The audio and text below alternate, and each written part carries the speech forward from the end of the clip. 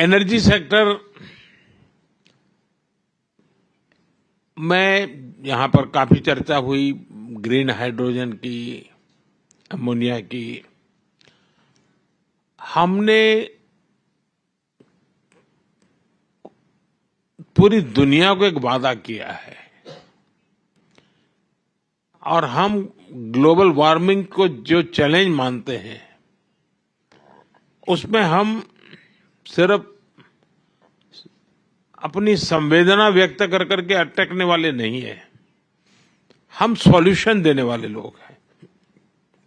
और हमने 500 गीगावाट का लक्ष्य टारगेट किया है और 2030 तक मुझे करना है। और उसमें मैं न्यूक्लियर की तरफ भी उतना ही जाना चाहता हूं, हाइड्रो पर भी जाना चाहता हूं, सोलार पर भी जाना चाहता हूं, विंड पर भी जाना चाहता हूं। उसी प्रकार से हमने बायोफ्यूल की पॉलिसी बनाई है, उसकी दिशा में भी एक बहुत बड़ा काम। और आपने G20 समिट में भी हमारे जो आउटकम है उसमें बायोफ्यूल की बात आपके ध्यान में आई होगी। भारत उसको लीड करना चाहता है। मैं चाहूंगा ऐसे अनेक क्षेत्र हैं एनर्जी से जुड़े हुए जिसके कारण ग्रीन जॉब की पूरी संभावना है, उसके लिए भी हम काफी इनिशिएटिव ले रहे हैं। मैं आपसे आग्रह करूंगा, आप आइए। हम देश में दूसरे प्रकार से भी एनवायरनमेंट को एड्रेस करना है, जैसे हमारी स्क्रैपिंग पॉलिसी। ये इतनी बड़ी अपॉर्चुनिटी है। मैं सरकार के सारे पुराने व्हीकल स्क्रैप करने की दिशा में जा रहा हूं। इतने बड़े देश में सारे पुराने व्हीकल स्क्रैप होना है, इतना बड़ा काम है।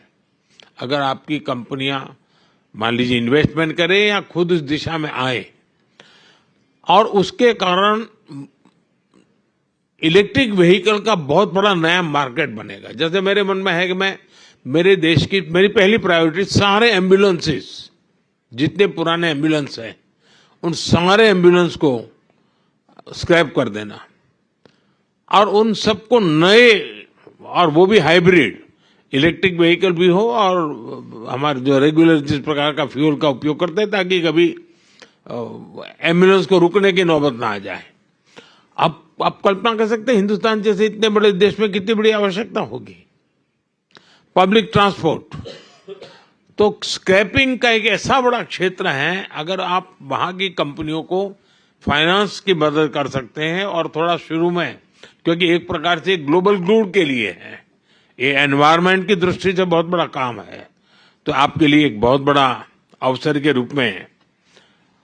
आप जानते हैं, मैं पहले भी कह चुका हूं, रिफॉर्म के क्षेत्र में मेरी सरकार बहुत प्रतिबद्ध है और हम रिफॉर्म हमारे देश की आवश्यकता, हमारे देश के भविष्य को ध्यान में रख कर करें, लेकिन हम ग्लोबल स्टैंडर्ड को मीट करने वाले रिफॉर्म्स भी कर रहे हैं।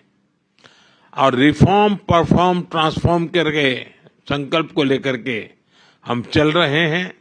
और जैसा गौतम जी ने उल्लेख भी किया मेरे लास्ट भाषण का, मैं तो कहूंगा हम रिफॉर्म करेंगे, आप परफॉर्म कीजिए।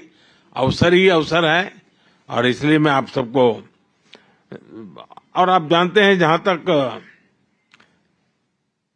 पॉपुलेशन के हिसाब से दुनिया में हमारा जितना है हिस्सा, पहली बार हम उस स्थिति पर पहुंचे हैं कि हमारे पॉपुलेशन का जितना परसेंटेज है उतना ही परसेंटेज, उससे +1 हम ग्लोबल गुड में कंट्रीब्यूट कर रहे हैं। यानी एक वैश्विक जिम्मेवारियों को संतुलित रूप से यानी निभाना, ये बहुत कम लोग कर सकते हैं जो आज इतना बड़ा भारत देश कर रहा है। तो मैं मानता हूं कि इसको आप आगे जाकर के अपने फायदे में भी कैसे बदल सकते हैं। आप देखते हैं फिनटेक ने दुनिया में, भारत के पास टैलेंट भी है, उसका लाभ तो मिलेगा, लेकिन भारत के लोग टेक्नोलॉजी के एडॉप्ट करने में कितने तेज हैं। आज फिनटेक की दुनिया में हमारा यूपीआई, फाइनेंशियल डिजिटल ट्रांजैक्शन, दुनिया में जितना रियल टाइम ट्रांजैक्शन होता है उसका 50% अकेले इंडिया में होता है।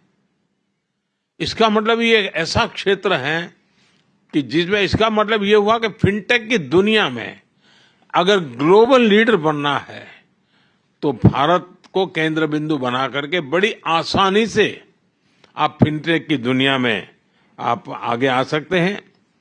स्टार्टअप के अंदर हमने काफी रिफॉर्म की है। इस बजट में भी हमने स्टार्टअप को काफी रिलैक्सेशन दिए हैं। भारत में टियर 2, टियर 3 सिटी में भी बहुत तेजी से स्टार्टअप ग्रो कर रहे हैं। 10 साल के भीतर भीतर हम करीब 10 साल पहले 100 स्टार्टअप थे, आज करीब करीब 100,000 से भी ज्यादा स्टार्टअप है। बहुत बड़ी मात्रा में ग्लोबली लोग इन्वेस्ट कर रहे हैं और सक्सेसफुल स्टोरी है कि बहुत बड़ी मात्रा में उसमें से यूनिकॉर्न्स बन रहे हैं। मैं चाहूंगा कि आपके यहाँ जो फाइनेंस के वर्ल्ड से जुड़े हुए लोग हैं, भारत के स्टार्टअप की दुनिया को अगर तराशेंगे तो उनके सामने बहुत बड़ी संभावना है।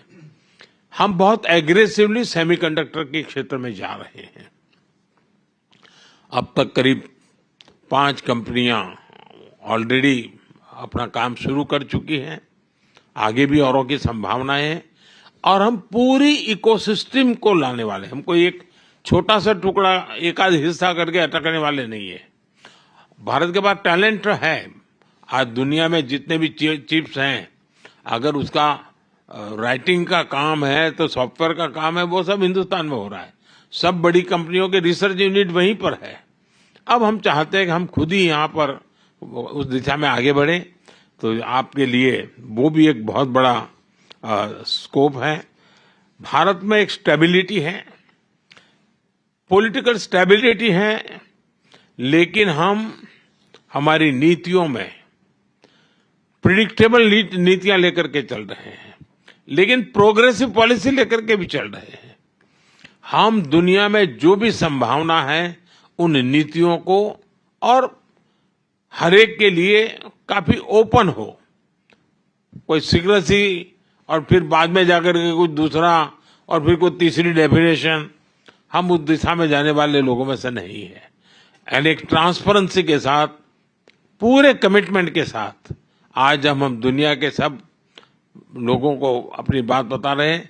आज जब मैं सिंगापुर में इतने बड़े महत्वपूर्ण फोरम में बैठा हूं तो मैं आपको विश्वास दिलाना चाहता हूं कि भारत तो प्रगति कर रहा है, लेकिन भारत में जो सरकार है वो सरकार पिछले 10 साल में जो काम किया है उससे 3 गुना काम इस 5 साल में करने के मिजाज से काम कर रही है। वो विश्वास लेकर के हम कर रहे हैं। अभी मेरी सरकार को 100 दिन नहीं हुए हैं, लेकिन 100 डेज के अंदर सिर्फ हमारे जो नीति निर्णय हुए हैं, शायद दुनिया के किसी देश में 5 साल में जो निर्णय नहीं हो सकते होंगे वो मेरे 100 डेज में हुए हैं। यानी ये हमारी स्पीड है। स्केल भी आप कल्पना कर सकते हैं। सिर्फ हमने गरीबों के लिए घर बनाए, 4 करोड़ घर। अब ये यानी कितने सिंगापुर बन जाए, 4 करोड़ घर, यानी ये स्केल है। हमारे यहां करीब 100 सिटीज मेट्रो बनने वाला है। कितना बड़ा काम है। हमारा अर्बनाइजेशन बहुत तेजी से हो रहा है। बहुत तेजी से हमारे यहाँ ग्रामीण जीवन अर्बनाइजेशन की तरफ। अब अर्बन इंफ्रास्ट्रक्चर एक बहुत बड़ा काम है। नए सिटीज की हमारी जरूरत है, वो एक बहुत बड़ा काम है। यानी मैं कहता हूं कि स्काई इज द लिमिट वाली व्याख्या भी भारत के लिए छोटी पड़ती है, क्योंकि हम तो स्पेस में भी उतना ही काम कर रहे हैं। स्पेस में आज दुनिया में हमने जिस प्रकार से काम किया है और स्पेस को हमने ओपन अप कर दिया है। मेरे यहाँ पॉलिसी में अब स्पेस को हमने सरकारी एक इकाई के रूप में नहीं रखा है, इसको हमने ओपन अप किया है। आज सिर्फ स्पेस में मेरे यहाँ 200 से ज्यादा स्टार्टअप्स हैं और 22-25 साल के बच्चे खुद अपने सैटेलाइट लॉन्च कर रहे हैं। यानी आप कल्पना कर सकते हैं कि कितना तेजी से विकास हो रहा है। और इस विकास की यात्रा में मैं आप सबको भागीदार बनने के लिए निमंत्रण देता हूं। मुझे बहुत अच्छा लगा, आप सबने समय निकाला। आप में से बहुत से साथी हैं जिनको कभी न कभी मुझे मिलने का अवसर मिला है। कुछ लोगों से सामूहिक मिला हूं, कुछ लोगों से व्यक्तिगत मिला हूं। जब मैं सिंगापुर में आप सबसे मिलता हूं तो मुझे ऐसा लगता नहीं है कि मैं किसी नए लोगों को मिल रहा हूं या नई बात सुन रहा हूं। तो इतना हमारे बीच में, और शायद किसी एक सरकार के साथ इतना निकट ओपन नाता बन जाए, ऐसा बहुत रेयर होता है। जो आज मैं देखता हूं कि सिंगापुर के बिजनेस वर्ल्ड का भारत की सरकार के साथ है। ये मेरे लिए सबसे बड़े संतोष की बात है कि आप सबको लग रहा है कहा यार ये सरकार हमारी है, ये सरकार हमारा सुनती है, ये सरकार में हम खुलकर कुछ कह भी सकते हैं। ये नाता जो है वो हमारी सबसे बड़ी पूंजी है। और इसलिए मैं आप सबसे आग्रह करूंगा कि अवसर है, अवसर को जाने मत दीजिए। और जितने भी नए क्षेत्रों में आप आना चाहते हैं, मैं तैयार हूं। कुछ क्षेत्र ऐसे होंगे कि जिसमें शायद हमारे पास नीति नहीं होगी, आप लेकर के आइए, मैं नई नीति बनाने के लिए तैयार हूं।